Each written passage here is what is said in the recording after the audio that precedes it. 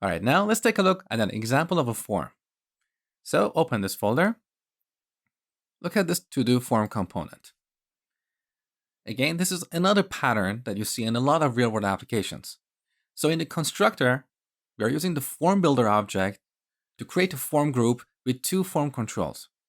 And we're assuming the template for this component is going to use this form object. Now, what should we test here? Well, there are two things that we need to assert.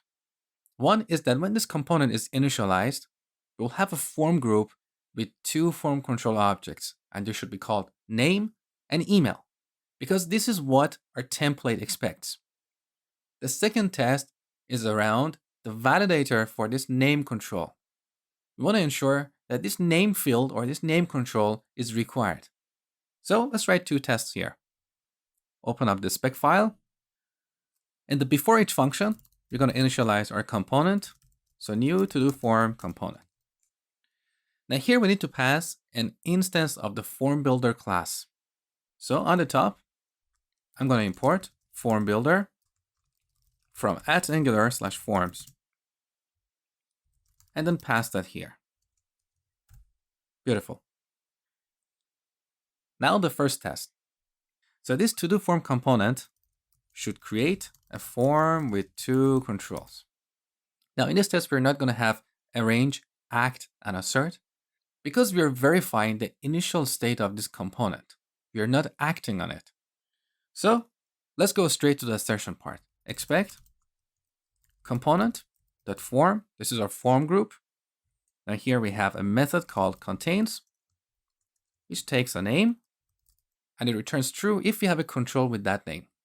So we should expect this to be true. Or we can use another function here to be truthy. Now in this particular case, it doesn't make a difference which one of these methods you use. So it's more of your personal preference. Now I'm going to duplicate this line and change the name of the second control to email. That's our first test. Now the second test. This component should make the name control required. See how my tests are descriptive? Each test clearly explains what we're testing for. Now the implementation. So component.form.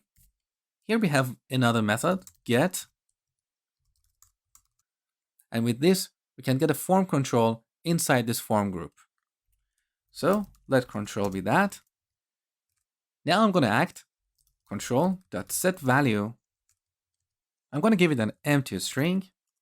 At this point, this control should be invalid. So we can expect that control.valid to be falsy. As simple as that. Now, if instead of required, we had a different validator, something more complex, we could potentially have more than one test and test that control with different inputs. Next, we're going to take a look at another example that involves using an event emitter.